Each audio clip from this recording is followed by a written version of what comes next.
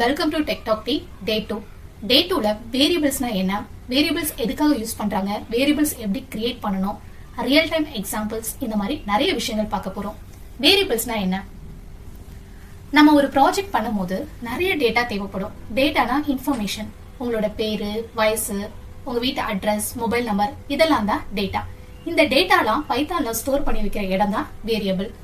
ஒரு ப்ரோக்ராம் பண்ணும்போது நிறைய டேட்டா தேவைப்படும். ஸோ அந்த டேட்டாவெல்லாம் ஸ்டோர் பண்ணி வைக்கிற இடம் தான் வேரியபிள். உதாரணத்துக்கு உங்க வீட்டு கிச்சன்ல கிராசரி ஐட்டம்ஸ்லாம் இருக்கும், அதெல்லாம் நீங்க பார்த்திருப்பீங்க. அதெல்லாம் தனித்தனி கண்டெய்னர்ல போட்டு ஸ்டோர் பண்ணி வச்சிருப்பாங்க. அதே மாதிரி தான் பைத்தான்ல ப்ரோக்ராமுக்கு தேவைப்படுற டேட்டாவெல்லாம் வேரியபிள ஸ்டோர் பண்ண போறோம். Variable act as a container. இந்த வேரியபிள் கிரியேட் பண்றது ரொம்ப சிம்பிள். இதோட சின்டாக்ஸ் பாத்தீங்கன்னா, வேரியபிளுக்கு ஒரு நேம் கொடுக்கணும், ஈக்குவல் டு டேட்டா, என்ன டேட்டா சேவ் பண்றோமோ அந்த டேட்டா கொடுக்கணும்.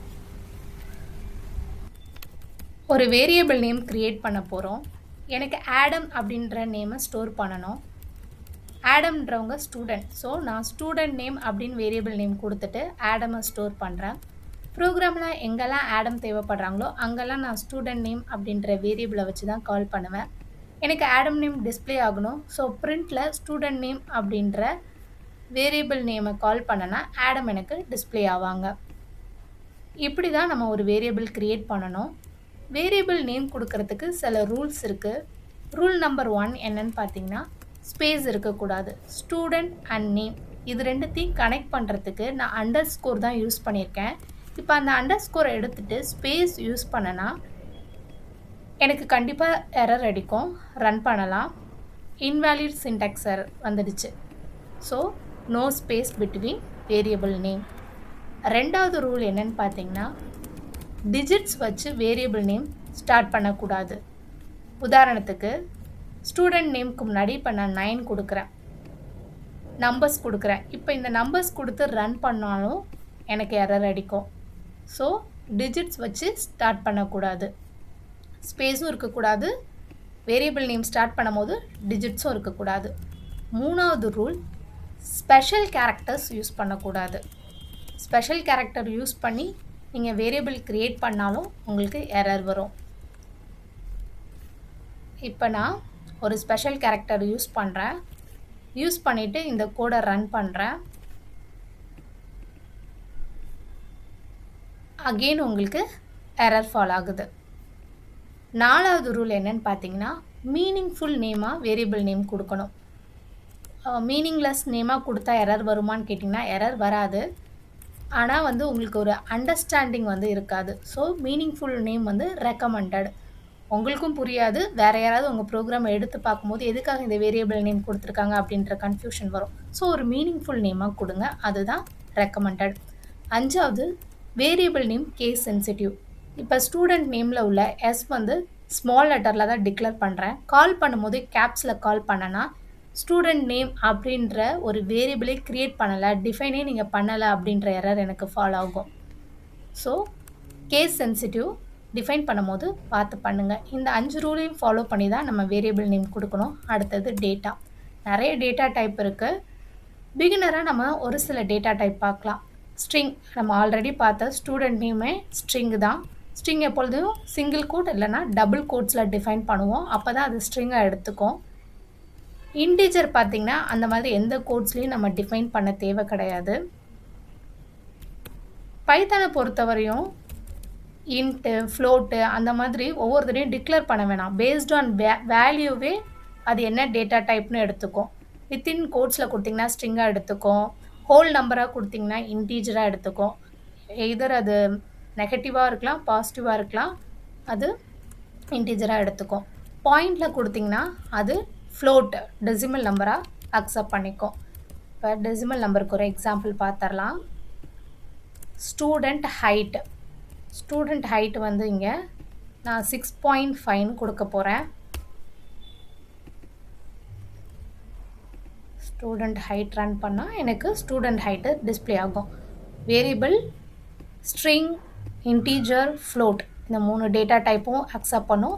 நாலாவதாக பிகினராக இன்னொரு டேட்டா டைப்பையும் பார்த்துடலாம். Boolean, true or false, yes or no questions அந்த மாதிரி வரும்போது நீங்கள் இது யூஸ் பண்ணிக்கலாம். இங்கே ஒரு வேரியபிள் நேம் கொடுத்துட்டு ட்ரூவா இல்லை ஃபால்ஸான்னு நம்ம டிஃபைன் பண்ணலாம்.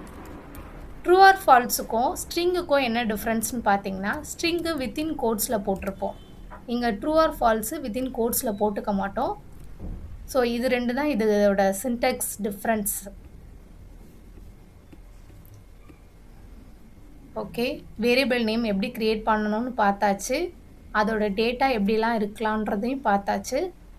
நெக்ஸ்ட் நம்ம என்ன பார்க்க போகிறோன்னா,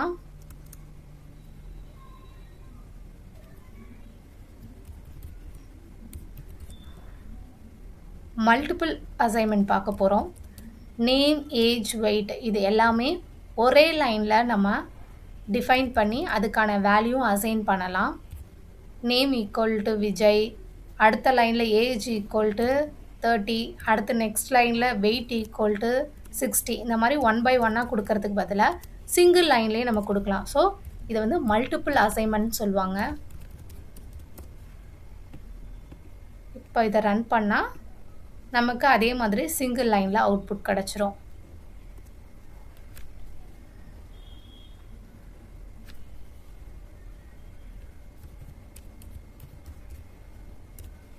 நெக்ஸ்ட்டு வேரியபிளை நம்ம அப்டேட்டும் பண்ணலாம். இப்போ சேல்ரி 25,000 டிஃபைன் பண்ணுறேன். இது ஒரு பெரிய ப்ரோக்ராம்னு அசியூம் பண்ணிக்கோங்க. ஆஃப் த ப்ரோக்ராம் வரையும் சேல்ரி வந்து 25 மெயின்டைன் பண்ணுறேன். அதுக்கப்புறம் ஒரு சில காரணத்தால் அதை சேல்ரியை வந்து நான் 30,000 சேஞ்ச் பண்ணுறேன். ஸோ இப்போ வேரியபிள் நேம் ரெண்டுமே ஒன்று தான். ஃபஸ்ட்டு 25, அடுத்தது 30. இது ஒர்க் அவுட் ஆகுமான்னு கேட்டிங்கன்னா, வேரியபிள் நேம் இப்படி நம்ம அப்டேட் பண்ணலாம். பைத்தானில் எக்ஸிக்யூஷன் டைமில் இது அப்டேட் ஆகும், எரர் அடிக்காது. ஸோ வேரியபிள் வந்து அப்டேட் பண்ணலாம். ஸோ மல்டிபிள் வேரியபிளும் அசைன் பண்ணலாம், வேரியபிள் அப்டேட்டும் பண்ணலாம். நெக்ஸ்ட் எக்ஸாம்பிள் என்னென்னு பார்த்தீங்கன்னா, யூசர் இன்புட். இப்போ நம்ம ஒரு ஏடிஎம் மிஷின் போகிறோம், அங்கே போயிட்டு கார்டு போட்டதும் நமக்கு எவ்வளோ பணம் வேணும், நம்ம பின் நம்பர் அதெல்லாம் மிஷினே அசியூம் பண்ணுறதில்ல, நம்ம தான் இன்புட் கொடுக்கணும். ஸோ அந்த மாதிரி யூசர்கிட்டேருந்து இன்புட் வாங்குறது ஒரு ஃபங்க்ஷன் இருக்குது, இன்புட் ஃபங்க்ஷன். இதுவரை நம்ம பிரிண்ட் ஃபங்க்ஷன் மட்டும்தான் பார்த்தோம். இன்புட் ஃபங்க்ஷன் இதுவும் ஒரு பில்டின் ஃபங்க்ஷன். இதை யூஸ் பண்ணி நம்ம யூசர்கிட்டேருந்து இன்புட் வாங்கலாம். இன்புட் இந்த ஃபங்க்ஷன் வித்தின் ப்ராக்கெட்குள்ளே வித்தின் கோட்ஸ்குள்ளே யூசருக்கு நம்ம என்ன மெசேஜ் சொல்ல விரும்புகிறோமோ அந்த மெசேஜை நம்ம சொல்லலாம். என்டர் யுவர் டிபார்ட்மெண்ட் அப்படின்ற மெசேஜை நான் கேட்டிருக்கேன். இப்படி டைப் பண்ணும் போது என்டர் யுவர் டிபார்ட்மெண்ட் அப்படின்னு யூசர்கிட்ட கேட்கும். ஸோ யூசர் வந்து இன்புட் கொடுக்கலாம். ப்ரோக்ராமர் மட்டும் இல்லை, யூசர்கிட்டேருந்தும் எப்படி இன்புட் வாங்கி வேரியபிளை ஸ்டோர் பண்ணுறது அப்படின்னு எக்ஸாம்பிள் பார்த்தோம். வேரியபிள் யூஸ் பண்ணி நம்ம கேல்குலேஷனும் பண்ண முடியும்.